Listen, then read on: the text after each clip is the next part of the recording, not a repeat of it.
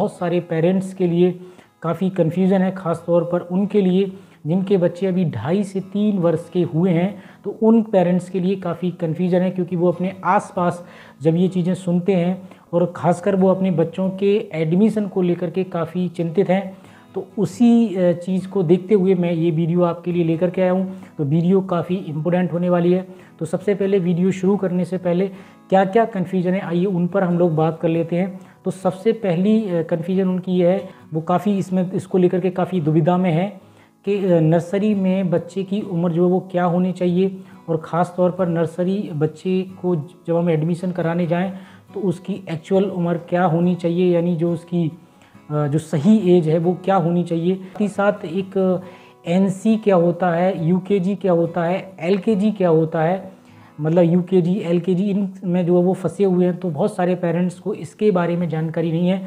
और साथ ही साथ जो फर्स्ट स्टैंडर्ड यानी जो फर्स्ट क्लास के जो स्टूडेंट हैं उनके मतलब जो उनकी क्या एज होनी चाहिए एक एडमिशन के लिए। साथ ही साथ एनसी में और यूकेजी और एलकेजी और फर्स्ट के बच्चों को शुरुआत में क्या पढ़ाया जाता है। उसके बाद आगे हम इसमें बात करेंगे जो प्ले स्कूल होते हैं वो किस तरीके से मतलब जो है किस एज के बच्चों को उसमें डालना चाहिए या उनका एडमिशन उसमें दिलाना चाहिए। इन बहुत सारी चीज़ों पर आज की इस वीडियो में मैं आपके साथ डिस्कस करने वाला हूं। तो वीडियो काफ़ी इम्पोर्टेंट होने वाली है। साथ ही साथ जब हम लोग मतलब एडमिशन कराने जाते हैं अपने बच्चे का, शुरुआती जब मतलब पहली बार जाते हैं तो किस किस डॉक्यूमेंट्स की आवश्यकता होती है, किस किस चीज़ की नीड्स होती है, वो सारी चीज़ें आज की इस वीडियो में हम लोग क्या करने वाले हैं, डिस्कस करने वाले हैं। तो वीडियो को बिल्कुल स्किप ना करें। वीडियो शुरू करने से पहले मैं आपको बता दूं, यदि आप हमारे चैनल पर पहली बार विजिट कर रहे हैं तो प्लीज़ चैनल को सब्सक्राइब कर दें, साथ ही साथ बेल आइकन भी दबा दें ताकि आपको आने वाली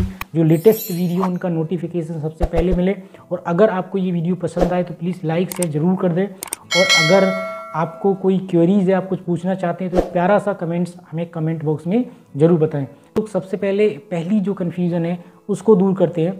तो जैसे पहला इसमें जो पॉइंट है आइए उसकी बात कर लेते हैं। नर्सरी के लिए बच्चे की क्या उम्र होनी चाहिए, क्या एज होनी चाहिए। तो ये एक सवाल बहुत सारे लोगों ने मुझसे पूछा था। तो आइए इस पर बात करते हैं। तो नई शिक्षा नीति मतलब नई जो एजुकेशन पॉलिसी है 2020 उसके अकॉर्डिंगली बच्चे की नर्सरी की जो एज है वो होनी चाहिए आपकी 3 वर्ष। अच्छा, कई बार क्या होता है कुछ पेरेंट्स के जो बच्चे होते हैं, कुछ बच्चे ऐसे होते हैं जो काफ़ी एक्टिव होते हैं शुरुआत से, तो उनके लिए 2.5 से मतलब अगर आपका बच्चा 2.5 साल का भी है तो आप उसका नर्सरी में एडमिशन करा सकते हैं 2.5 से। या फिर कई बार क्या होता है कुछ बच्चे थोड़ा सा उनकी मेमोरी इतनी जल्दी डेवलप नहीं हो पाती है, तो उनके लिए चाहिए कि वो 3.5 वर्ष या इवन 4 वर्ष तक के भी हुए हैं तो उनका एडमिशन 3.5 वर्ष तक आप उसमें नर्सरी में उनका एडमिशन जो है करा सकते हैं। ठीक है। अच्छा, नर्सरी में क्या होता है कि शुरुआत में जो अपनी बेसिक जो नीड्स हैं वो बच्चा मतलब बता देता हुआ आपको, जैसे बहुत सारी चीज़ें ऐसी होती हैं कि स्कूल में अगर वो कर देगा तो काफ़ी दिक्कतें आ जाएंगी। तो इसलिए सारी चीज़ें जब वो कर लेता है तभी आप अपने बच्चे का एडमिशन कराने के बारे में सोचें। ठीक है, जैसे उसको नंबर 1 या नंबर 2 आया तो उसके बारे में वो अच्छे से मतलब जो टीचर्स को भी बता दे।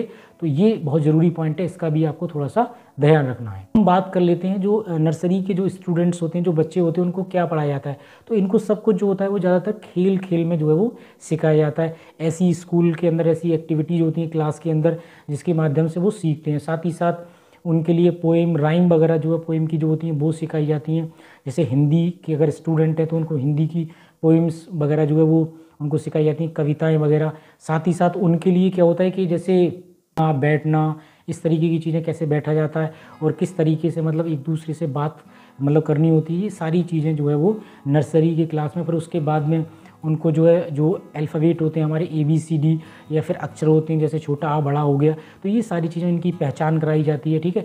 उसके बाद में इनको पिक्चर के माध्यम से बहुत सारी चीज़ें वहाँ पे जो है स्कूल में जो स्कूल के जो टीचर्स होते हैं वो ये सारी चीज़ें उनको जो अच्छे से सिखाने का काम करते हैं। तो ये सब कुछ जो होता है वो स्कूल में जो है नर्सरी के बच्चों को पढ़ाया जाता है। बात करते हैं इसमें अपना जो अगला हमारा जो कन्फ्यूज़न है वो कि LKG क्या होता है। तो LKG की अगर मैं बात करूँ तो इसकी जो फुल फॉर्म होती है वो होती है हमारी लोअर किंडरगार्टन। इसकी मतलब क्या होता है, इसकी फुल फॉर्म, ये एक जर्मन का वर्ड है। ठीक है। इसका मतलब होता है बालवाड़ी या मतलब खेल का बगीचा। तो इस तरीके से इसका ये फुल फॉर्म होता है और इसका LKG का ये मीन्स होता है। ठीक है। मतलब वही है कि खेल में जो बच्चों को, क्योंकि शुरुआती दौर में बच्चों को खिला के ही सिखाया जाता है, थोड़ा बहुत खेल जैसी एक्टिविटीज़ करा करके। ठीक है। अच्छा, बहुत सारे विजुअल या पिक्चर दिखा करके, तो इस तरीके से क्या होता है वो मतलब जो उसको, तो इसीलिए उसको खेल का बगीचा या बालवाड़ी जो है बोल दिया गया, ठीक है। आप सिर्फ ये समझिएगा कि मतलब खेल खेल में बच्चों को सिखाया जाता है। उसके बाद में क्या होता है कि लेटर्स की जो है पहचान, फिर उसके बाद में लेटर्स को किस तरीके से लिखा जाता है, ये सब टीचर्स जो होते हैं वहाँ के वो बहुत अच्छे से मतलब चीज़ों को सिखाते हैं। अच्छा, आप लोग सोच रहे हो कि ये वाली बात जानना मतलब क्यों ज़रूरी है? ये ज़रूरी इसलिए ताकि अब जब आप कभी स्कूल में जाएँ तो आपको ये सारी चीज़ें पता हो, तो इससे टीचर्स को भी लगेगा कि इनके जो पेरेंट्स हैं वो बहुत ज़्यादा जागरूक हैं इस बात को लेकर के, तो वो आपके बच्चे पे कहीं ना कहीं काफ़ी मतलब जो है ध्यान रखेंगे। तो इस चीज़ का भी आपको विशेष तौर पे ये सारी जानकारी आपको होनी चाहिए, ठीक है। तो इसमें ये टीचिंग में ये सारी चीज़ें इनको जो है बताई जाती हैं, सिखाई जाती हैं। सारे अल्फ़ाबेट्स की जो अगर पहचान नहीं हो पाई है पिछली क्लास में, तो इस क्लास में जो क्या होता है उनको पढ़ाया जाता है। अच्छा, मैं इसकी एज की अगर मैं बात करूँ तो इसमें क्या होता है 3 से 4 वर्ष तक का अगर आपका बच्चा है तो ये सारी चीज़ें आपको जो है LKG में आपके बच्चे को जो है वो पढ़ाई जाती हैं। तो ये एक पॉइंट था जो बहुत सारे मतलब जो है इसमें कन्फ्यूजन तो मुझे उम्मीद है कि आपको इसकी भी कन्फ्यूजन दूर आपकी हो गई होगी। तो चलिए अब हम लोग बात करते हैं इसमें अपनी अगली कन्फ्यूजन की। तो हमारी अगली जो कन्फ्यूजन है वो है हमारी मतलब जो है आपके दिमाग में ये सवाल चल रहा होगा कि UKG क्या होता है। तो UKG क्या होता है, LKG जब आपका बच्चा कर लेता है मतलब पास आउट हो जाता है, उसके बाद हमारा UKG आता है। तो UKG की अगर हम फुल फॉर्म की बात करें तो इसका जो फुल फॉर्म होता है वो होता है अपर किंडरगार्टन, ठीक है। इसकी फुल फॉर्म क्या होती है, अपर किंडरगार्टन।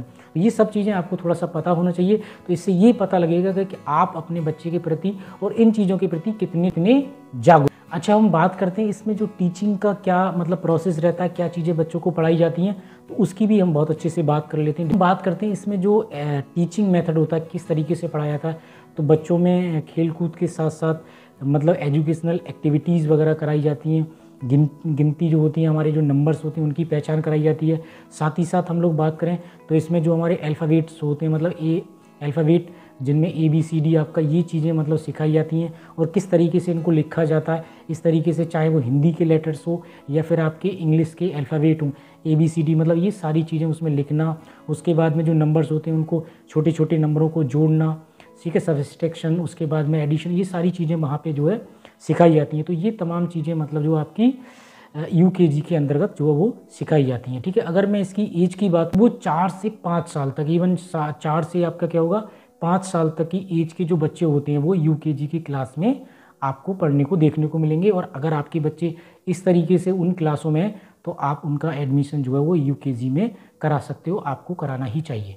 अब हम बात करते हैं जैसे जो हमारा अगला जो कन्फ्यूजन है, जैसे फर्स्ट क्लास के मतलब जो पहली कक्षा जो होती है उसकी क्या एज होती है, उसके बारे में थोड़ी सी हम लोग चर्चा कर लें। तो इसके लिए आपका बच्चा यानी जुलाई के महीने में, अब चूँकि नया सेशन जो हमारा अप्रैल से शुरू होता है, तो मतलब तकरीबन आपका जो बच्चा है वो लगभग 6 वर्ष का होना चाहिए मतलब फर्स्ट स्टैंडर्ड में पढ़ने के लिए। तो अगर आपका बच्चा 6 क्लास का है तो आपको उसका एडमिशन जो है वो कब कराना चाहिए, पहली बार तो पहले से पढ़ रहा होगा उसने, LKG NCKG ये सब कर रखा होगा, तो उसके बाद में आपको फर्स्ट स्टैंडर्ड में यानी 6, जब वो 6 साल का हो गया है तब आपको उसका एडमिशन किस में कराना चाहिए, मतलब फर्स्ट क्लास में जो है वो कराना चाहिए, ठीक है। ये तो उसकी एज के बारे में बात कर लेते हैं। इसमें फर्स्ट स्टैंडर्ड के स्टूडेंट यानी फर्स्ट क्लास के स्टूडेंट्स को क्या क्या चीज़ें पढ़ाई जाती हैं।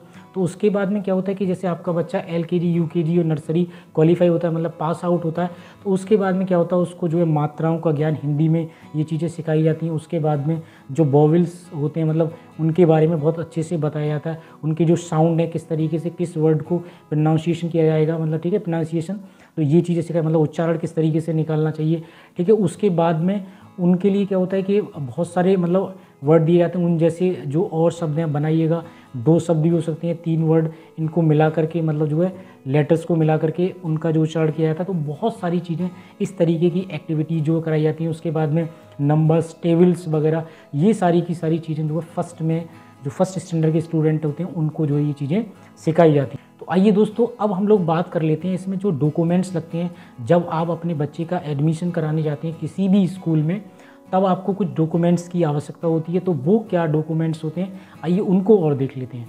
पहला वाला पॉइंट है कि बच्चे के पासपोर्ट साइज के फ़ोटो आपके पास होने चाहिए। उसके बाद आपके पास आधार कार्ड होना चाहिए बच्चे का। उसके बाद उसका बर्थ सर्टिफिकेट मतलब उसका जन्म प्रमाण पत्र, ये आपके पास होना चाहिए।